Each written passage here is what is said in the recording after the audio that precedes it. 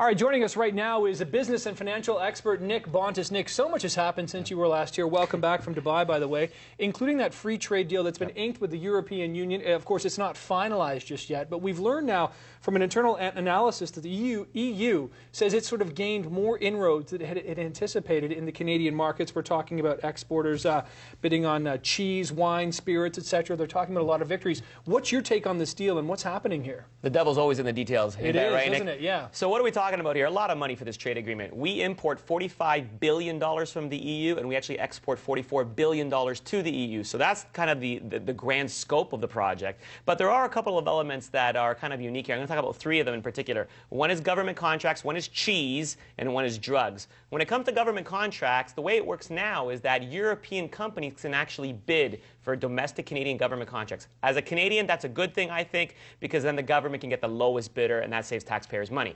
When it comes to cheese, there's some famous cheeses: Greek feta cheese, Italian gorgonzola, French Munster cheese. Those cheeses now, any new cheese producer in Canada that wants to make feta has to put the word imitation or fake in front of it. So they want to protect the brand of those European cheese manufacturers. And finally, when it comes to drugs, they wanted intellectual property protection for 5 years.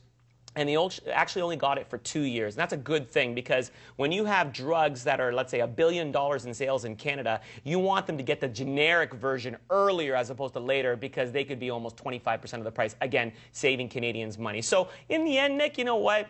That's a trade agreement. Some people win, some people lose. Both sides are okay. How about, I think you've just said it there, in that both sides are okay. Would you say that then overall, and again, I know the devil's in the details, nothing is completely formalized, could this though be a win-win for both the EU, all those countries, and Canada as well? You really believe that? I believe that only because that's what trade agreements are all about. A global marketplace, and we just have to be able to do better business in the EU, and that's what we're getting. Let's talk about business back home right now. Sears Canada announcing this week that it is selling 5 of its leases at major malls across the country, including its flagship location at Toronto's Eaton Centre. We know what happened to Eaton's back in the day.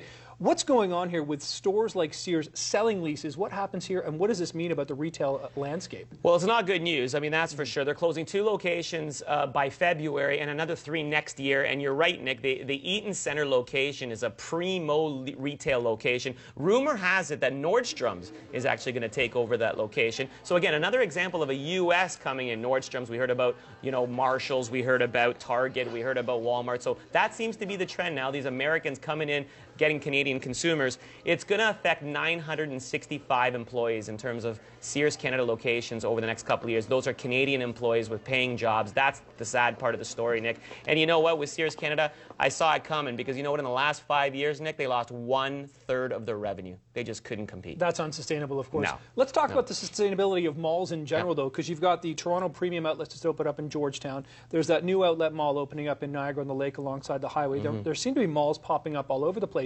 Is that market sustainable? Can we support that much shopping malls around here? Malls, in terms of urban center malls like the Eaton Centre, are never going to get the traffic that they used to get. The big box stores and the malls that are on the outside of the periphery, like the outlet malls, that's where the suburbanites seem to be going for their traffic. So what we see now is a migration of where people want to shop. And in all of this discussion, Nick, I didn't even talk about e-commerce, and we know that that continues to grow year after year. Very true, especially with the Christmas season coming up. We'll probably be talking about that in the coming weeks. Nick, thanks. Welcome back, and we'll talk to you soon.